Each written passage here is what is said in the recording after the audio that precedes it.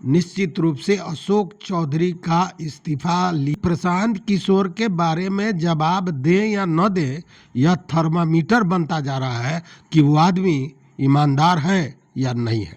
मित्रों नमस्कार, मैं हूं राकेश कुमार, आप देख रहे हैं मत अभिमत।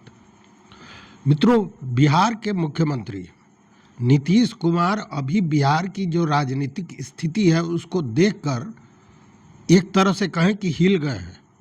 और आप देख रहे होंगे कि एक पदाधिकारी जो वर्ग है, ब्यूरोक्रेट्स है, वह तो बिहार सरकार पर एक तरह से कहें कि लंका लगा ही दिया है कि ब्यूरोक्रेट्स जो चाहते हैं वही होता है। और अब तो नेताओं की भी वही स्थिति है। नेताओं पर बड़े बड़े गंभीर आरोप लगाए जा रहे हैं और नेता चुप है। देखिए, मैं बात कर रहा हूं प्रशांत किशोर की। प्रशांत किशोर आज के दिन में एक तरह से कहें कि बिहार की राजनीति में दहशत का पर्याय बन गए हैं। कोई भी नेता प्रशांत किशोर के विषय में कुछ भी बोलने से कतराता है, खासकर वो नेता जिस पर प्रश्न चिन्ह आप भी लगाते रहे हैं और लोग भी लगाते रहे। श्रवण कुमार को आपने देखा होगा कि लोग खदेड़ रहे थे, और ये जो प्रशांत किशोर है उन्होंने तो इधर आपने देखा होगा कि जो 4 बड़े चेहरे हैं एनडीए के, उन चारों लोगों पर आरोप लगा दिया। भाजपा के प्रदेश अध्यक्ष दिलीप जायसवाल, बहुत गंभीर आरोप।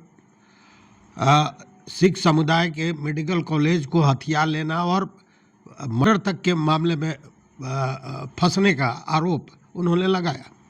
मंगल पांडे पर इसी तरह धोखाधड़ी का बड़ा गबन का बड़ा आरोप उन्होंने लगाया। सम्राट चौधरी किस तरह अपने एज को कम ज़्यादा किस तरह मैनिपुलेट करके वो राजनीति कर रहे हैं, इसका आरोप लगाया।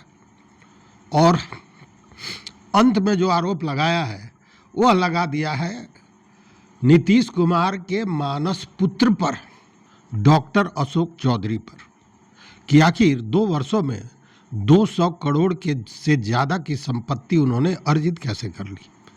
बाकायदा प्रेस कॉन्फ्रेंस करके साक्ष्य प्रस्तुत करते हुए उन्होंने ये बातें कही, ये आरोप लगाया प्रेस कॉन्फ्रेंस में। देखिए, बाकी 3 लोगों पर आरोप जो लगाया गया वो तीनों भाजपा के, और तीनों ही भाजपा के प्रदेश अध्यक्ष रह चुके हैं। एक आदमी तो अभी है भी, और बाकी के 2 भाजपा के प्रदेश अध्यक्ष रह चुके हैं।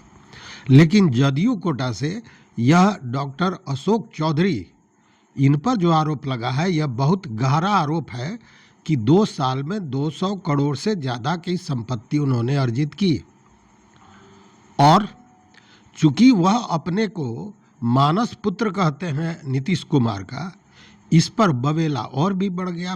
कि नीतीश कुमार के सबसे नज़दीकी मंत्री अशोक चौधरी पर इतने बड़े गबन का आरोप लगा, और स्थितियां बिगड़ती और भी तब चली गई जब इसका कोई तोड़, कोई काट, कोई जवाब अशोक चौधरी के तरफ से नहीं है। आप जानते हैं अशोक चौधरी पहले कांग्रेस में थे, वहाँ भी मंत्री रहे, बाद में जदयू में आए। जदयू में नीतीश कुमार ने उनको बहुत तरजीह दिया, एमएलसी बनाए, मंत्री बनाए, यहाँ रह के उन्होंने अपना कद बहुत बड़ा किया। लेकिन अब स्थिति जो है कि नीतीश कुमार आग बबूला है। नीतीश कुमार का पारा 104 डिग्री से ऊपर चला गया है। कब ब्लास्ट कर जाएगा ये कहना मुश्किल है। और कारण उसका एक ही है। कारण ये कि नीतीश कुमार को विकास कुमार कहा जाता था कि विकास कर रहे हैं, तो विकास को लेकर तमाम तरह के काट दिए जाते हैं। विपक्ष उसको कहता है ये मेरा बताया गया रास्ते पर नीतीश कुमार चल रहे हैं, ये वो तमाम तरह की बातें होती हैं राजनीति पे, वो तो चलेगा। लेकिन एक चीज़ नीतीश कुमार का सबसे महत्वपूर्ण, सबसे मजबूत और सबसे गहरा है, जिस पर विपक्षी भी उन पर आरोप नहीं लगा सकता है, और वह है व्यक्तिगत रूप से नीतीश कुमार की ईमानदारी। और नीतीश कुमार के मानस पुत्र ठहरे डॉक्टर अशोक चौधरी, उन पे 200 करोड़ के घोटाले का मामला, तो स्वाभाविक है कि पारा तो गर्म होगा, चूंकि यह डायरेक्ट हिट कर रहा है नीतीश कुमार के पूरे व्यक्तित्व पर, नीतीश कुमार के शासन पर, नीतीश कुमार के व्यक्तित्व पर और जदयू की पूरी व्यवस्था पर। अब देखिए, जब कोई जवाब नहीं आया तो नीतीश कुमार का पारा कितना गर्म है कि पार्टी का जो मामला होता है वही नजर आता है, वही दिखता है, वही सुनाई देता है पार्टी प्रवक्ता के तरफ से। तो नीरज कुमार ने क्या कहा? नीरज कुमार ने स्पष्ट कह दिया, जो जदयू के वरिष्ठ प्रवक्ता हैं, उन्होंने कहा कि यह आरोप अशोक चौधरी पर, मंत्री पर लगाया गया है, उनको सामने आना चाहिए और उनको अपनी बात बतानी चाहिए। उन्होंने कहा कि लालू यादव और तेजस्वी पर भी आया था, तो हमने कहा था कि वो सामने आवे प्रेस के और अपनी बातों को रखें, तो इनको भी आना चाहिए। तो इस पर पत्रकार ने पूछ लिया कि वो तो बताते हैं कि वो मानस पिता हैं नीतीश कुमार। तो नीरज कुमार का बड़ा तल्ख जवाब था। उन्होंने कहा कि अगर वो मानस पिता है तो मानस पुत्र का यही काम है। अब जरा आप सोच लीजिए कि एक तरह से उनको जो आरोप लगाया गया है उसको भी सही मानने की दिशा में स्थितियां चल रही हैं, इसलिए कि वो सामने नहीं आए और इतने गंभीर आरोप का भी कोई जवाब उन्होंने दिया नहीं है। हमारे दल के मंत्री पर आरोप लगे और वह व्यक्ति खुद को कहे कि हमारे नीतीश कुमार जी मानस पिता है। कैसा मानस पुत्र है जिसके पिता के राजनीतिक साख पर कोई हमला कर रहा हो और उसका जवाब नहीं दिया जा रहा है? ये राजनीतिक अपराध है, नैतिक अपराध है, सामाजिक अपराध है। इसलिए आर्थिक अपराध के जो मामले हैं उस पर मीडिया के सामने आके पूरा मंतव्य दीजिए, क्योंकि नेता की साख, नीतीश कुमार की साख पर किसी को बट्टा लगाने का कलेजा नहीं है। अगर ये आरोप लगे हैं तो सफाई तो देना पड़ेगा। जवाब नहीं देने की बात लोग बहुत कहेंगे भी कि नहीं, जवाब तो उन्होंने दिया। तो क्या जवाब दिया?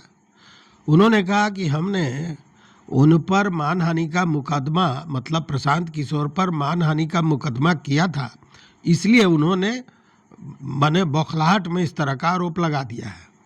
अब जरा सोचिए, कोई भी बुद्धि विवेक वाला आदमी इस तरह का जवाब नहीं देगा कि एक बार तो वो आदमी गलत कुछ बोला होगा जिसके चलते आपने मानहानि का मुकदमा कर दिया, और अब वो इतना बड़ा आरोप, 2 साल में 200 करोड़ से ज़्यादा संपत्ति अर्जित करने का आरोप, वह भी कागज और साक्ष्यों के साथ, जो जमीन और संपत्तियों की खरीदारी हुई है उसके कागजातों के साथ अगर प्रेस के सामने आता है और आप कहते हैं कि बौखलाहट में उसने इस तरह का आरोप लगा दिया, तो कितना हास्यास्पद है।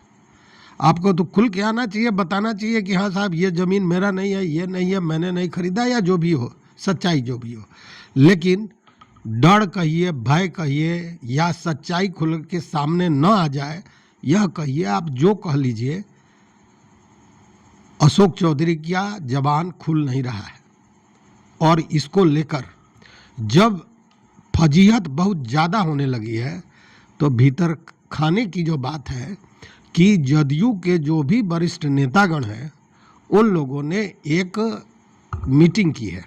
हाँ, मीटिंग ऐसा नहीं कि मुख्यमंत्री के यहाँ बुलाया गया और मीटिंग, जी नहीं, गुपचुप मीटिंग, वर्चुअल मीटिंग, जिसमें वही लोग शामिल थे जिनको शामिल करना था, और उस मीटिंग में इन बातों पर बड़ी गहराई से विचार विमर्श हुआ और सभी लोगों ने एक ही बात कहा कि इसको लेकर कोई भी पार्टी का दूसरा नेता या कोई भी पार्टी का प्रवक्ता कोई जवाब नहीं देगा। इसका जवाब केवल और केवल अशोक चौधरी को देना चाहिए, चूँकि इससे नीतीश कुमार के पूरे शासन पर, नीतीश कुमार के व्यक्तित्व पर और पूरे जदयू के अस्तित्व पर एक दाग लगा है।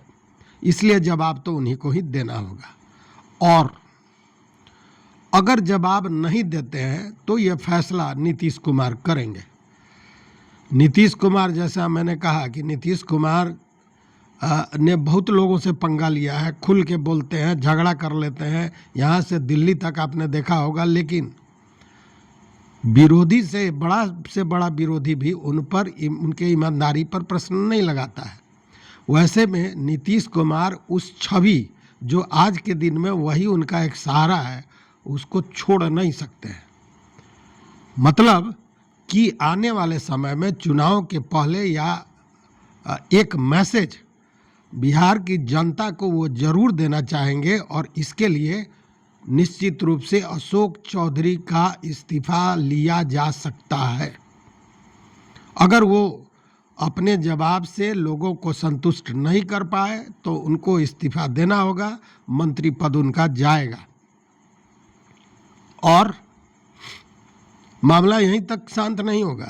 जब इनका जाएगा तो बाकी के ये जो 3 बड़े नेता हैं जो एनडीए के हैं, भाजपा वाले हैं, तो नीतीश कुमार भाजपा पर भी दबाव देंगे कि पूरा एनडीए सरकार इन लोगों के चलते कहीं ना कहीं अपना प्रतिष्ठा हनन हुआ है, उसने अपनी साख जो कमाई थी वो खोया है, तो इन पर भी कार्रवाई हो और उस स्थिति में विकेट गिरेगा, कई मंत्रियों की कुर्सियां छीनी जा सकती हैं और हो तो कुछ भी सकता है। क्योंकि अगर इस पर भाजपा ने कुछ कड़ा एक्शन नहीं लिया तो हो सकता है कि गेंद नीतीश कुमार के पाले में आ जाए और नीतीश कुमार कोई बहुत बड़ा फैसला ले ले। तो स्पष्ट कह सकते हैं कि अभी की राजनीतिक परिस्थिति बहुत हलचल मचाने वाली है और जन सुराज के प्रणेता प्रशांत किशोर ने एक तरह से कहें कि एनडीए सरकार और एनडीए पूरे गठबंधन में लंका लगा दी है। सारे लोग भाग रहे हैं, कोई उनके विषय में बोलना नहीं चाहता है। जनता तो कह रही है स्पष्ट, मेरी कम से कम 20-25 लोगों से इस पर बात हुई, सारे लोगों ने यही कहा कि आप जाइए पत्रकार महोदय और फलाने नेता से पूछिए कि प्रशांत किशोर ऐसा बोल रहे हैं, ये गलत बयानी कर रहे हैं, या कोई भी प्रश्न पूछिए प्रशांत किशोर के बारे में, वह कोई जवाब नहीं देगा। और जो जवाब नहीं दे समझिए वो भ्रष्टाचारी है। मतलब कि प्रशांत किशोर के बारे में जवाब दे या न दे, यह थर्मामीटर बनता जा रहा है कि वो आदमी ईमानदार है या नहीं है। बहरहाल नीतीश कुमार का पारा 7वें आसमान पर है। देखिए क्या होता है, करवट बदल सकती है बिहार की राजनीति बहुत तेजी से। तो इस वीडियो में बस इतना ही मित्रों। इस पूरे वीडियो पर आपका क्या मत है, आपका क्या विचार है, जरूर बताएंगे और देखते रहिए मत अभिमत। मित्रों चैनल पर नए हो तो सब्सक्राइब कीजिए, लाइक कीजिए, दोस्तों के साथ शेयर कीजिए और अपना विचार जरूर दीजिए। बहुत बहुत धन्यवाद, बहुत बहुत धन्यवाद।